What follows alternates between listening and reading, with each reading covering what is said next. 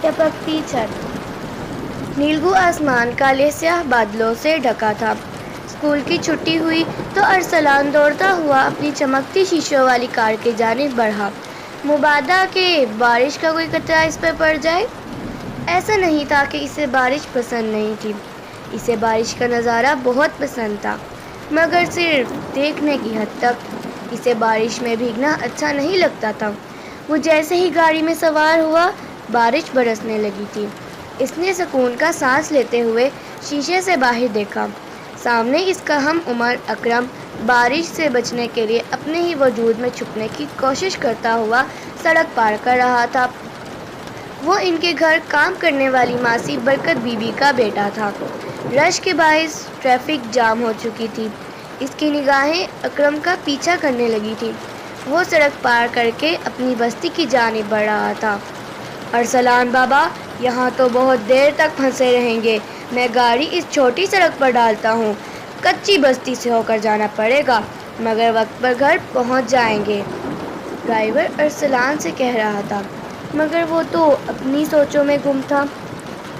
اکرم اپنے گھر پہنچ کر بھیگنے سے بچ جائے گا نا؟ اللہ کرے اسے بھیگنے سے بخار نہ ہو جیسے مجھے ہو جاتا ہے۔ اس کا ننھا سا دل زور سے دھڑکا تھا۔ مگر یہ کیا؟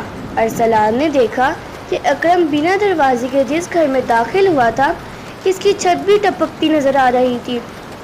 بی بی جی، اگر آپ تنخواہ کے علاوہ کچھ رقم دے دیں تو میں اپنے گھر کی چھت مرمت کر لوں گی، بارش کے دنوں میں بہت مشکل ہو جاتی ہے۔ ارسلان گھر میں داخل ہوا تو برکت بی بی امی جان سے مدد مانگ رہی تھی۔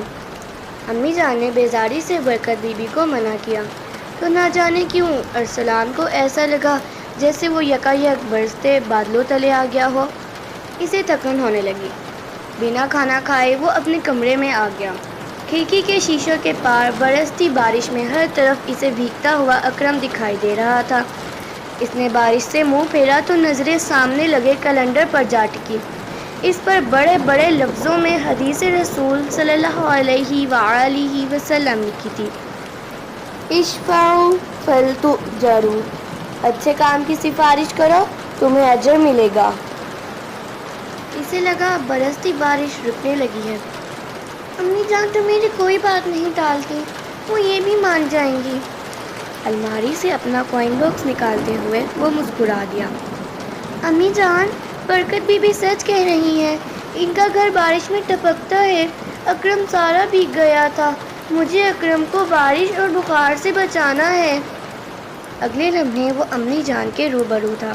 اپنا کوئن باکس امی جان کو دیتے ہوئے وہ اداسی سے مسکرایا۔ امی جان، میں برکت بی بی کی سفارش کرتا ہوں، آپ ان کی مدد کیجیے۔ تھوڑی دیر بعد برکت بی بی اپنی ضرورت کی رقم لے کر ان کے گھر سے روانہ ہو رہی تھی۔ نیلگو آسمان صاف شفاف ہو چکا تھا۔ جائز کام میں اکرم کی سفارش کر کے ارسلان ڈھیروں اجر و ثواب اور سچی خوشی سے دامن بھر چکا تھا۔